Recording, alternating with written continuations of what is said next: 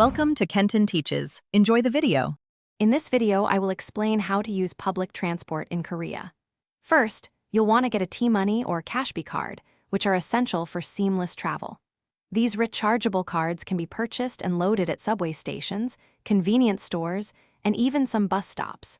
Having a card saves you money compared to single-use tickets and makes transfers much smoother.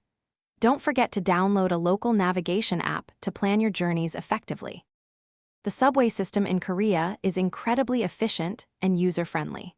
When entering and exiting, simply tap your T-money or Cashby card on the sensor at the turnstile. Pay close attention to the clear signage, which uses both Korean and English, along with color-coded lines and station numbers to guide you. Always remember to tap out when you exit to ensure correct fare calculation and avoid any penalties. Buses offer extensive coverage, reaching areas the subway might not. Tap your transport card when you board and again when you exit to ensure you receive transfer benefits. Look for the bus stop signs and check the route numbers displayed on the front of the bus.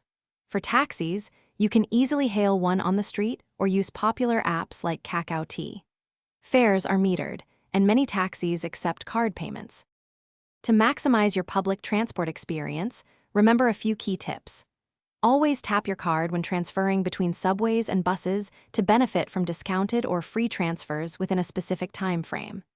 Keep your transport card secure as it holds your travel funds. During peak hours, especially morning and evening commutes, expect trains and buses to be quite crowded, so plan accordingly for a more comfortable journey. Thanks for watching. Please subscribe if this video was helpful.